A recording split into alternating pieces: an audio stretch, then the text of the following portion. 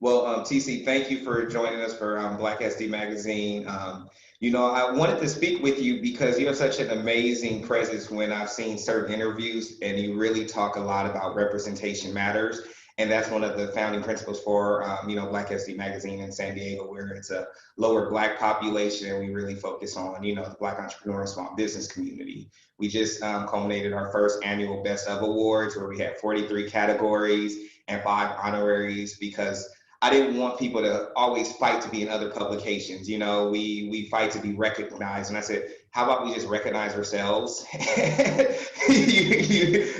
about we just Good interview. like it's just recognizing ourselves. That's all we need. We only need the validation from our community, our tribe. When it comes to validating, we don't necessarily need to work go towards it. So. But I would like to start off by, letting us know what you've been up to. I've done my research, but for the viewers who don't know what you've been doing lately. Well, been kind of busy during the pandemic. A few films have been released. There was Coins for Love that was released on TV, and Bricked, which is a movie about a brother who has bipolar disease and dealing with that. That was released on BETHer. I have a cooking show that we're working on. I started on my Instagram, and now we're getting ready to put it on my YouTube channel. So that's coming out soon. I'm working on some new music, and what else? What else? Working with a architect on a new jazz club down here in Atlanta. Wow, nice, nice. I love that. It's funny because when I was looking up the stuff for Bricked and also with the gays, you're real big on the story of the community. I've seen you talk about, the importance of representation in media and film, and with the Bricked, it's about, someone facing bipolar disorder. And then with the gays, it's taking those steps further. Is that something that's always been intentional when, as an actor, for you to really tell those true hard stories and not just make a blockbuster film and, go about your day? It goes back to what you mentioned earlier. I mean, we don't really take care of us. We don't provide the images that move us forward, then who will? This time period right now, I'm glad that we're holding the powers to be, the powers that be, accountable for their actions and the systemic racism in this country. But on the other hand, it's like we have so much in this country. What are we doing? If our children aren't being educated, then why are we not building schools? Yeah. You know, No, definitely. so that's what I'm looking at. That's like I wanna make sure everybody gets out of it Yeah. because it's the thing that we have that can possibly change things in this country. So whether you believe it or not, it's the 50-50 shot. So go on and do it. You don't have to, now you can get a mail in. You go anywhere. They're making it real easy for you to talk. So, and if it doesn't work out, then they say, I told you so. Yeah. It's almost that opportunity to at least to say you tried, and I think and remember seeing something where you actually mentioned about this when it came to your role in Living Single. And I don't want to focus on those things, but there were really great nuances you spoke about when you said, I had a job, but I had a job to do to represent for the community, and that really strung a really deep chord because a lot of times in our community, we don't think we have, like, our job is more than ourselves, and you really took that to heart. I remember you even said one thing where you said, there are four strong women. You can't make two black males be goofy. It has to complement each other. You have to tell that narrative better. Yes, exactly, exactly. And Yeah. they did a good job. I mean, I watch the show every once in a while today, and I'm really proud of what we were able to accomplish. Everybody had the mindset that I had. Everybody knew that we were doing something important, and so it was not just coming to work. We came to work to do a service. Yeah. Did you even think that you generationally later that you have people? I have two. I have a frat brother. Yeah. I know you're an iota. I'm an alpha, so It's okay. don't hold it against me. But I have a frat brother and also a really good friend, and one's a doctor and one's a scientist. And when I even told him about this interview, they even said, personally thank him because he made me feel comfortable knowing that I was the type of Black man that I didn't have to be apologetic for, how I like to live my life, and I thought that was such a powerful statement coming from, saying that image, and do you think we even have that anymore nowadays? Those positive Black images that make you feel empowered? Well, yeah, we had Black Panther, Denzel Washington does great work. I mean, we have those images. I think because of the way we were brought in this country, um, we have a hard time recognizing who we are and our power, because our power was always told that it was not there, it was always stripped from us. So we don't see it like we should see it. But if we really look at who we are in this country and what we've done in this country, we will understand that this country kind of runs on who we are. And if we look at that economic power, if we look at that artistic power, if we start taking care of us, we can move mountains. It's our job to take care of us. We were taught that the government should do. That's what, to keep us in a certain place. That's what they told us. So we give you this and you sit here. Well, we don't have to sit there. Yeah, it's almost like the carrots and the stick. That's how we're raised in a society, and even with platforms. And you said this one time in the interview. You said the reason why you love music is because you're in control. You're in control of you're in control of the audience. You're in control of who you are, and that's so important because people don't understand. In society, we're not always in control. We let social media control us. We let the perception of others. But you let music be your outlet. You let music. Why is that something that really is that driver for you? Well, I've been singing since I was in grade. It is the thing that garnered me my first set of applause, which convinced me that I wanted to do what I'm doing. It is the freedom of it. And for me, being a jazz vocalist, it is a really wide space to play in because I don't have to sound like an R&B artist. I don't have to sound like a gospel artist. I can sound like whatever I feel like sounding and it's cool. So, and music moves people. There are certain things that can take people out of their place, that can take them out of whatever is bothering them and move them someplace else that's a kind of quieter place. And music is one of those things. Mm-hmm. Music takes you immediately back to time and place. You hear a song and you remember, oh, I know exactly when I first heard that, where I was, and so it is so connected to our spirit and our soul. That's why I love it. That's why, and for me, being an artist, that's what you're put here to do. You're put here to open that channel for people, so they can go where they need to go.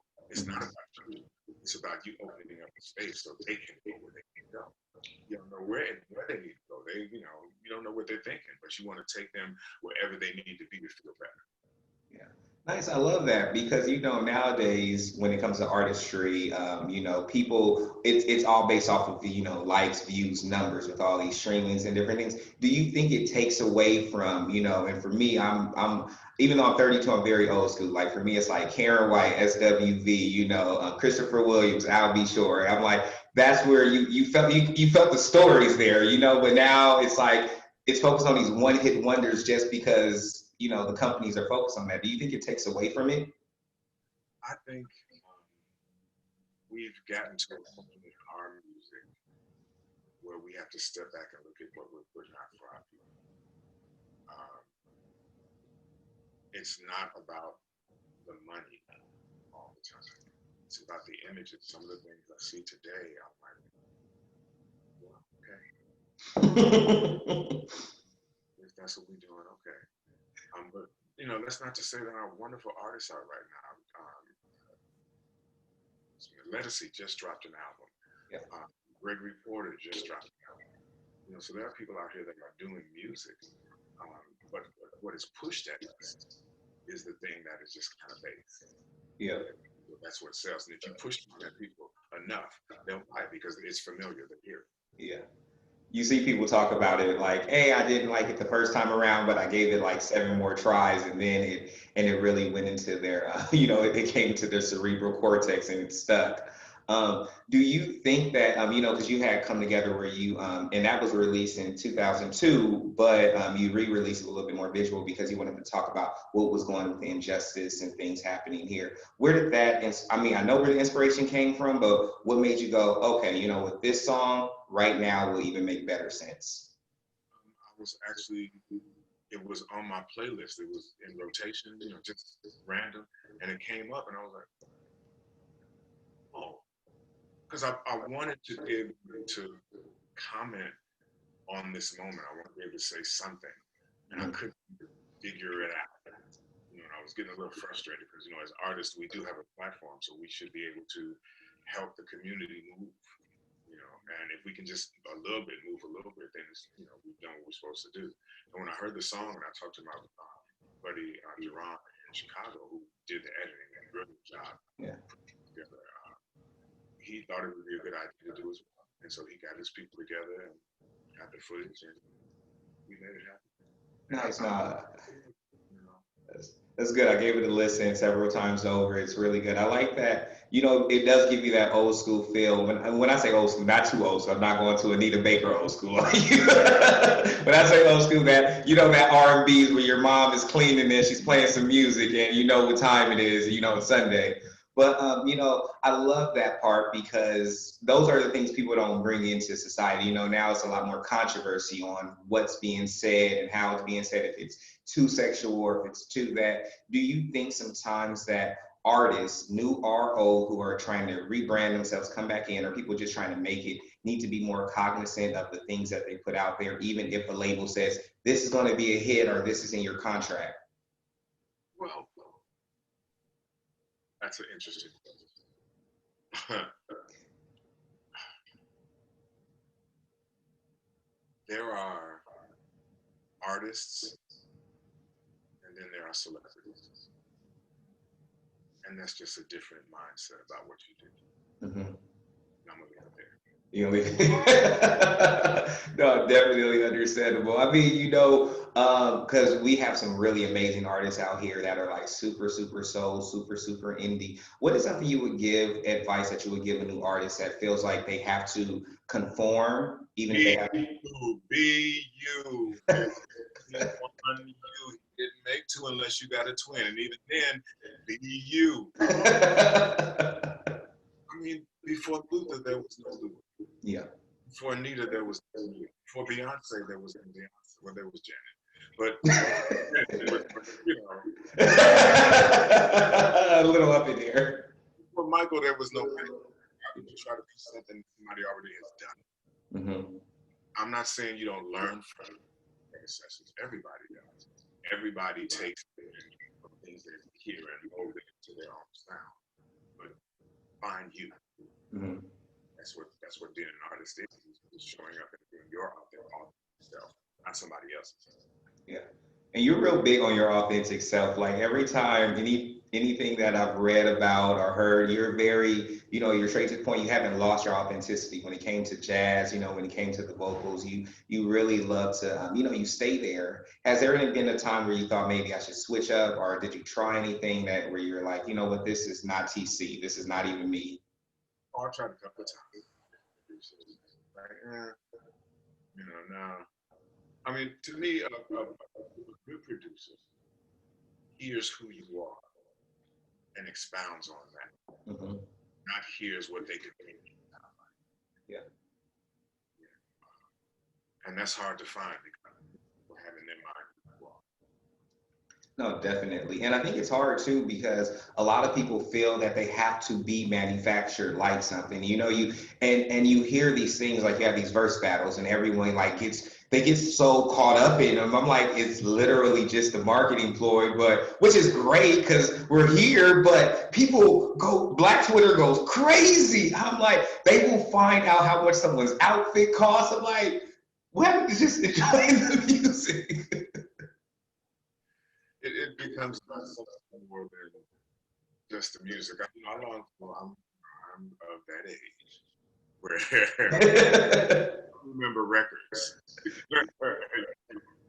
And you know, we didn't have all the visual, we didn't have all this. All we had was music, and there was something very simple and very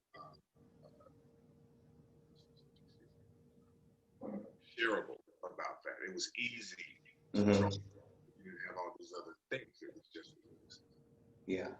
people now focus on all this other stuff. And I think sometimes the music is, after the production, the music is first, then the production happens.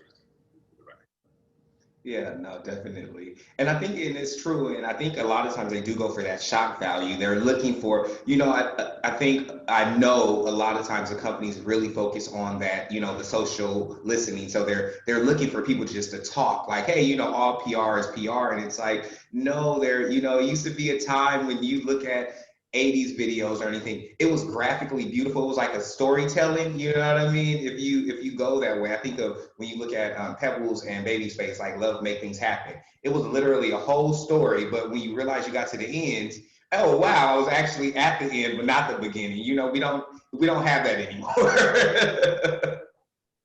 Yeah, it's definitely a different landscape. But I applaud everybody who's working anything. If you're doing that, then you have to go to work. Yeah. So now coming off of everything with music and this industry isn't always, creating the checks for you to be your authentic self. You got also into voiceovers. You did like over 30. How did that happen? Like, I mean, you have that distinct voice, everybody knows it, but did you just walk in or did people reach out? I took a class. At the end of the class, I had a shot. I taking that major. Oh wow. Nice. Okay, so you did.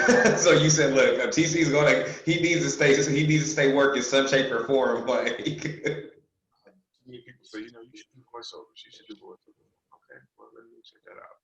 And it's been really great. I love doing it. It is because it is just your voice. It is just, they don't have your face, they don't have your expressions, your hand gestures, they have none of that. It's just your voice. So can you make this character come alive with just your voice and not knowing how they're and it's easy. Well, I won't say it's easy, but you don't have to do hair and makeup. There's no light. You just show up. You up in your jeans, t-shirt, you do what you do. Nice. I know moving to Atlanta, you also are working on your own projects. Are there any of your projects that you can speak of that you're doing, producing or writing yourself? Well, I'm executive producer on a show called Living Again, starring myself and Lewis. So I'm shocking that right now. Really good advice on that. Nice, nice. Do you ever feel any type of pressure when it comes to like, that star breaking role into what people expect? Do you have to just leave that like noise alone? And because Well, what do you mean by pressure? like pressure for it to be that recognizable to create that impact again, where people are like, oh, there he goes, or to really have those eyes on it. Not really. Mm-hmm. At this age, I'm just looking to do good work. Yeah. I want to play different characters. I want good story. I want to do things that resonate in my community.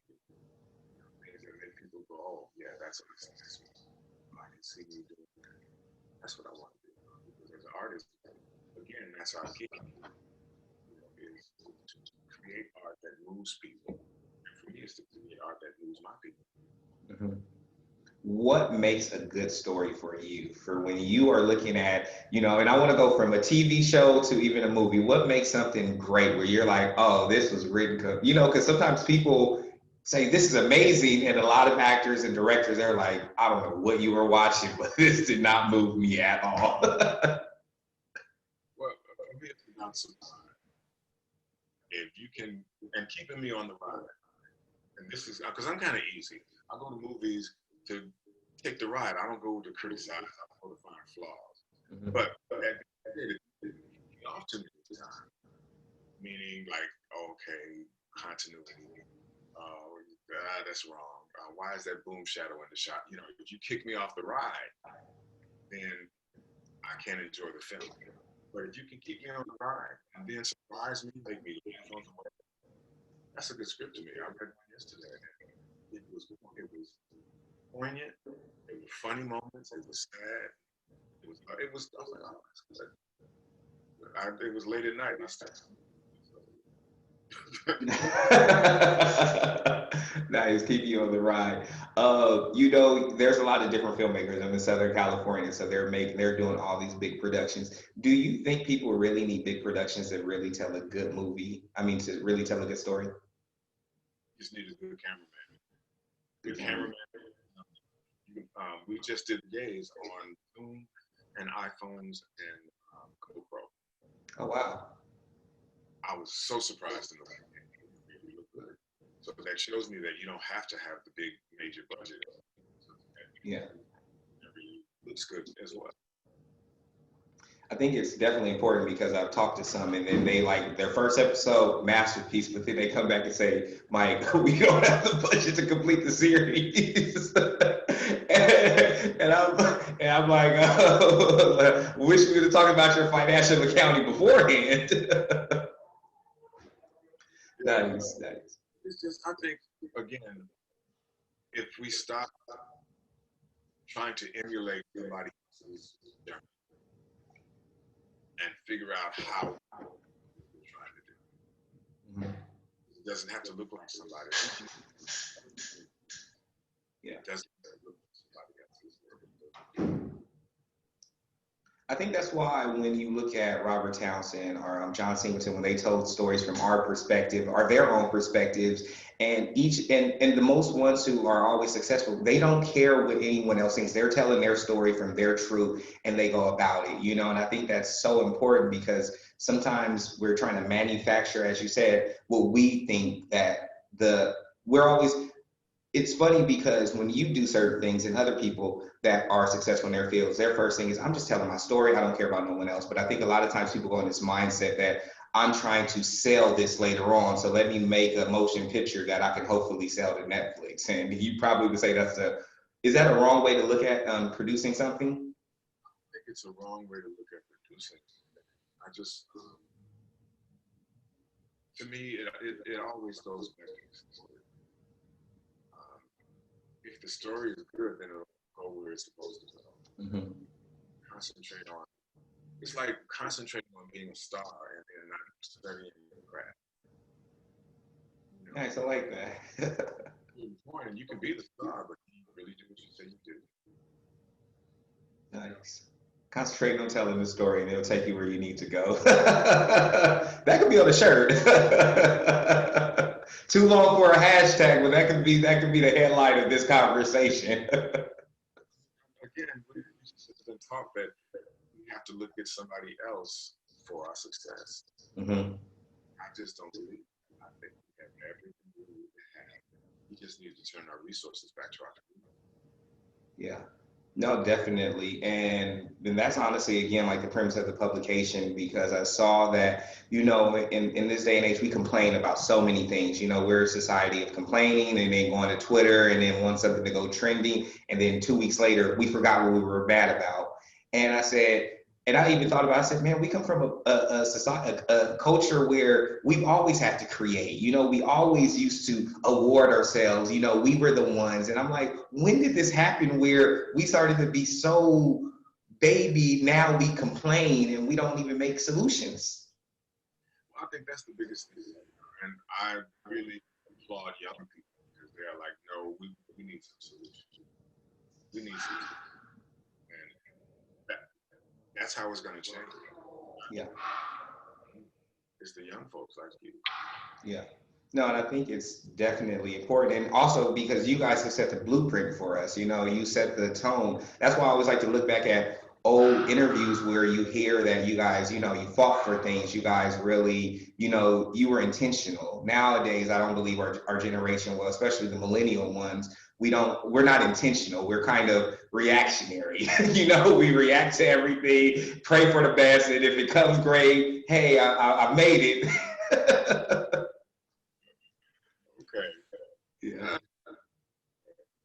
But you know, thank you. I'm wondering, what else is there that you think that if there's young artists, you know, leaving on a note of what they should be looking towards doing, you know, film, acting, anything that they're doing in life, what advice would you give them? use your voice, your platform to uplift your community. Nice. Use your platform to provide something for young people to aspire to. Don't just use it for likes or views or reshares. But here's the thing, though. If you do that, then you get the likes and the shares. You know, again, that's not the goal. The goal is the project. The goal is to make that right, and then you get all the likes and all that stuff they need. Yeah. Do you think that social media is it like a catch-22 to you, like where it's like you can do good or you can do? Absolutely. I mean, it's a platform for people to be the person they want. Yeah.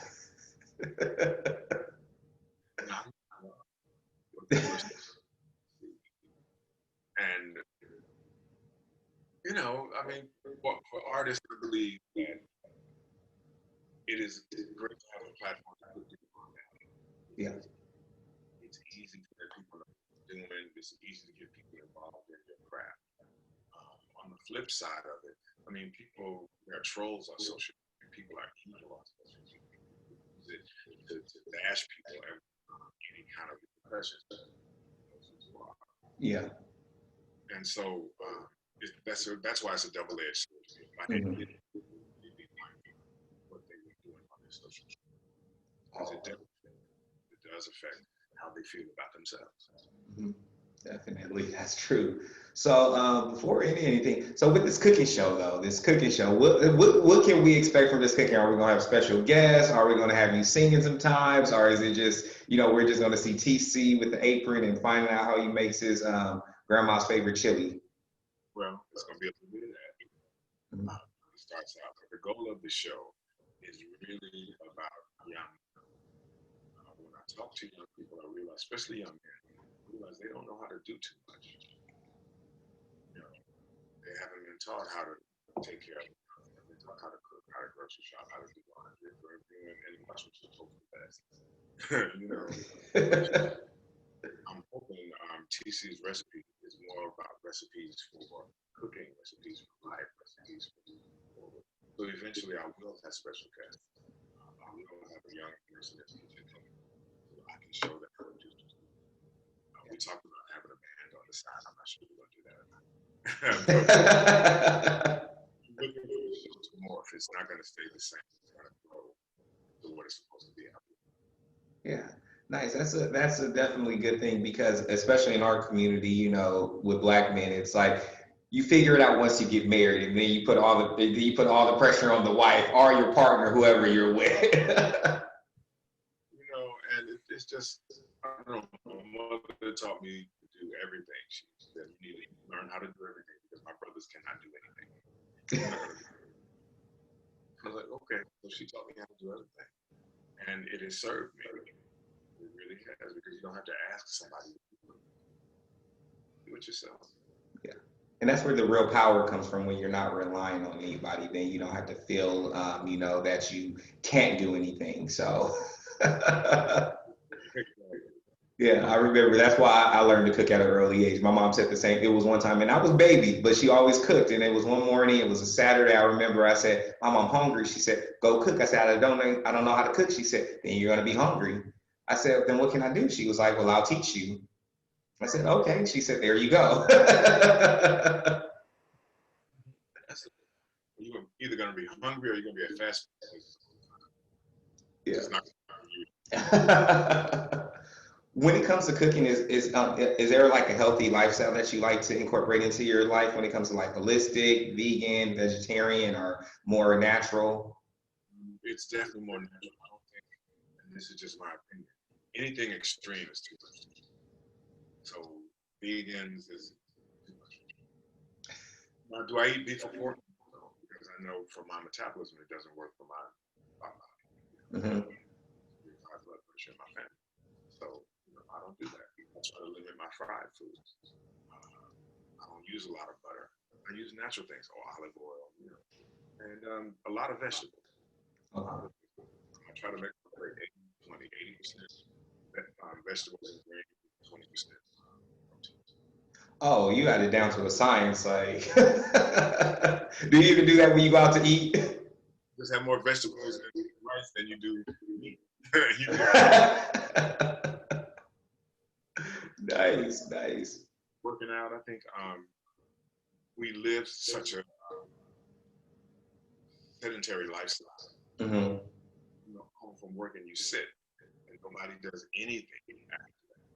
And consequently, we are at high risk. And when we start to eat healthy, if we start to exercise, not going to the gym, go out and walk. Yeah. Go out and walk. That's, you know, that's, it pumps your heart, it works your leg. All of that is really good for you. And I'm a proponent of a healthy lifestyle. I work out with a trainer 3-4 times a week. When we could, I was going to yoga. Yeah. You know, but I try to keep healthy. I want to be here for a minute. I'm not trying to go anywhere just yet. Do you incorporate any other things like meditation or prayers or, even like Reiki or any other holistic practices maybe? I get massages Mhm. and I do meditation daily. Okay, nice. Like morning, noon, and night type of meditation? Okay, I figured. First thing in the morning. First thing in the morning. What does that do for you? It kind of centers my day. It's the space to really wake up, Hmm. you know, in a calming way, not a jolting way like with an alarm or something like that. So it's a way to ease into the day. Hmm. Because I bet since your days are really hectic and busy, do you even limit like looking at your phone when you first wake up? Because that's our thing. We look for text, email, comments. We're looking for so many things. Do you limit that before, or? The only thing that rings on my phone is somebody calls me. Yeah. Texts, emails, none of that stuff beeps on my phone. Because it's ridiculous. Your phone beeps 24 hours a day. You would go crazy with all of those noises. And I watch people, and it's like lost dogs. You know, it beeps and they look. Like, no, I'm good. I tell everybody business-wise too, if you really need to get to me, call. Yeah. No, I do that. Because don't you hate it when some people want to like have a business communication through a lengthy text? And I'm like, I do.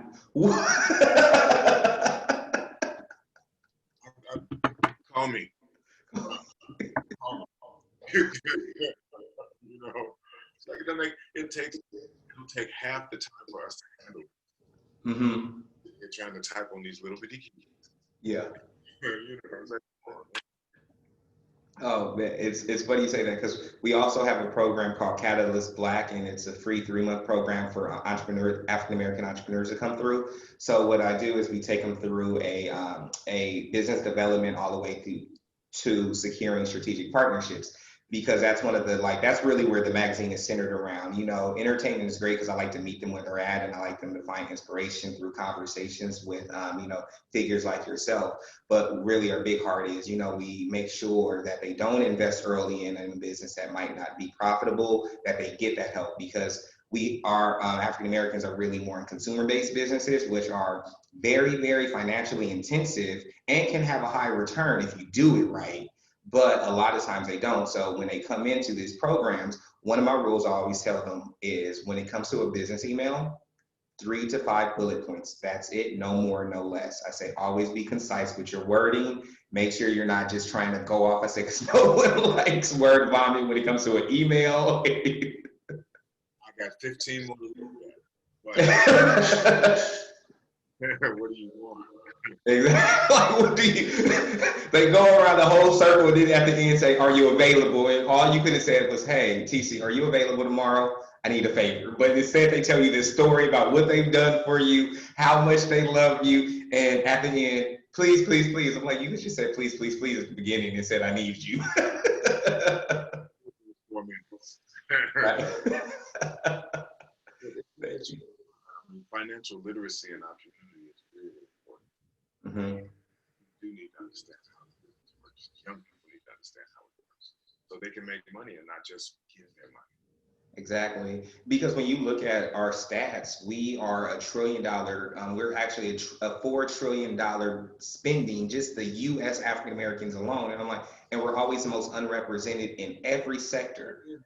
Every sector. We do not save, but I said, and we consume 4 times more entertainment online, but we don't have any platforms where they're monetized. We don't have SaaS products. We don't have technologies, but we can create some great memes and talk about all celebrities and everything under the sun. But we're not doing anything else besides that. It's like we give out so much, but we really never bring anything back in. I mean, this is my argument. What happens if we just what happens if we just Right. what happens if we decide we're not going to do big Christmas? We're going to do black businesses, small businesses. So that means no Target, no Macy's, no none of that. Go to the bookstore around the corner. You go to Miss Mamie's boutique around the way. Shop black businesses. Yeah. Watch where that money's. Watch and see what happens. Yeah. The country is a capitalistic country. Mm-hmm. Only listen to the dollar. Exactly. We spend more than anybody else. So what happens if we keep it? Mm-hmm. And for us, that's why we want to create more with our program. We want to create more black businesses and more black entrepreneurs so they can be, because, there's a network effects of things. There's a collaboration where we need a certain critical point of black businesses so that the dollars can circulate. Because everyone goes, oh, well, it doesn't, I get irritated when I hear stats and they compare it to other communities where they go, well, the black dollar only circulates for this long in the black community, and other ones it circulates for 10 days compared to a day here. And I'm like, okay, again, those stats are great, but if we don't have an actual solution after that, you literally just have discouraged people from spending in the black community. That's literally telling me we go out to eat and you say, hey, Mike, is this a great place to eat? I'm like, man, it's horrible. And that's all I say. But I know you're hungry. I know you want something, but I don't go, this place is horrible, but around the way, there's another spot I know you're going to love. We don't do that. We look at you like, okay, so you okay? Yeah, man. Again, it's about us really understanding that we need to take care of us better. Yeah. I always say the FUBU method, for us, by us. Include anybody Yeah. that misconstrued, like they're defunding the police misconstrued. It's like, no, does not mean I'm excluding you, but my efforts, my intention is to help my people in my community. Why is that not okay? Exactly. Why is that? Why is that counter anything? Because if we win, you win. Exactly.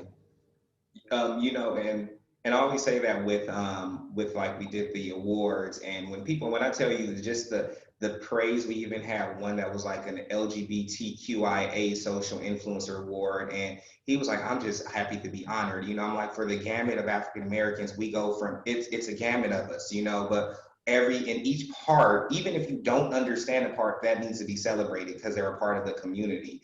And when I tell people, the story that aren't even African American, I say exclusiveness does not have to offend you.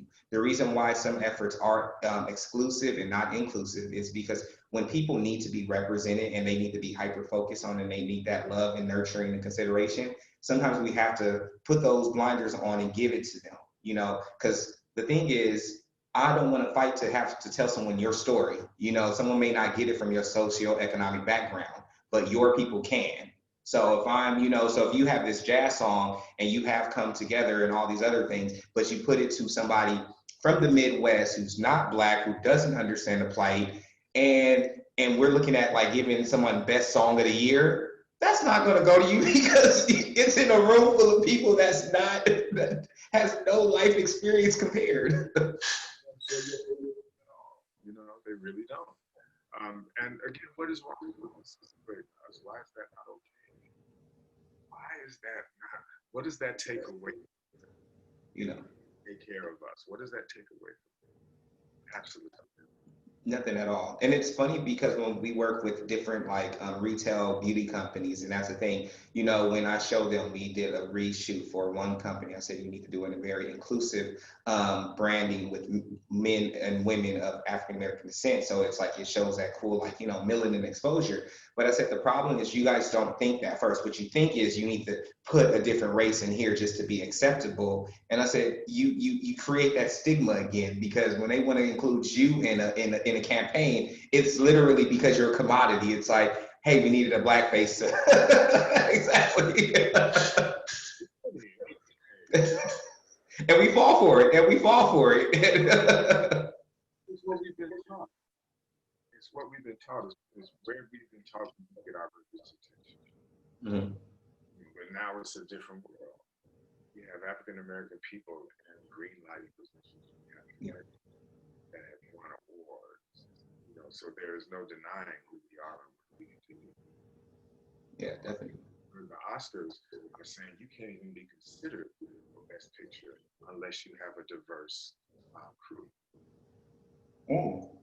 About time. About time. You know. So I see the move. I see the needle move. I see people digging their heels in though. Yeah. It'll be an interesting political season this year. It's already very fear. Everybody's fear mongering. Mm-hmm. And it's sad to me. It's really sad because the money spent on these commercials, billions of dollars that they're spending, tell me how bad the other person is. Yeah. Could give single mothers daycare for a year for their kids. Mm-hmm. You know, could change the industry. But you'd rather spend it on TV telling me how bad the other person is. It's really kind of backwards over this whole thing, but it's not going to stop me from hoping. Yeah. We got to do this. This is the avenue we have. And if it wasn't important, they wouldn't be trying to stop us. Definitely. They wouldn't put those distractions for us. And it is always hook, line, and sinker when those distractions come, because people retweet, reshare, and that was a thing. We did a webinar, had a Black therapist and trauma specialist on about Black mental health, because with all the different things that were happening 3 months ago, it was just so much going on, and people kept social sharing. I'm like, oh my gosh, you guys don't understand. You're helping with this visceral trauma. You are also, you know, accountable for what you share into someone's feed. I was caught up for a minute. I had to stop. I was like, no, you can't just reach me. You can't send that. No, just stop. In fact, get your phone. You can go do something else, you know. Because you can't get sucked in. You get sucked in because you read it and you see it, you just can't believe that this is happening. Mm-hmm. It's worse than the last one. You know, you get drawn in, and the next thing you know, it's an hour later, and you've been sitting on your phone looking at people getting killed, or people rioting, or people getting beat up. Mm-hmm. What's that do to your mindset? Right. And because, you know, one thing is, I saw recently on social media, people were sharing like, if you ask your Black friends, they're tired, and everyone's just been sharing, talking about, I'm tired. I'm like, did you realize you just told the universe you're tired, but you didn't give a solution? Or did you just realize you've been sick? That's like a mantra. I said, you guys should not like. You're just gonna be tired. Yeah. You don't have to tell someone you're tired repeated, like, you know. But before we end, it's interesting you said this, because on this note, we have one of our youngest entrepreneurs who's 18 and started a Kickstarter campaign and everything, and he experienced at his just day job some discrimination of some sorts. And when I spoke with him, I said, what's wrong? Like, why are you not taking it a certain way? Like, what's going on? He said, I'm just surprised that, you know, this is still happening to this day and age. And I said, oh, you're part of that generation. I said, I just want to let you know that these things are, you know, and I didn't realize how, and it's that, what you call it, generation, X, Y, Z, Generation Z. And he's like, I'm like, wait, you're really culture shocked to this. Like, you're really, really culture shocked. And I said, I just want to remind you, Brown versus the Board of Education, was not that long ago. So just I mean, he's Obama generation. yeah. Well, when all these things were put forth to help citizens, to help people come together and be more inclusive. And now all of that has been pushed back with the person that's in office now. Mm-hmm. that person. And I watch how even now he's flipping his denial of the virus in the beginning. I was just trying to do that to not, cause a panic in the country. I was like, you know what? Dude, you tried it, but no, sure. I couldn't believe that. I went, you're not letting me do this.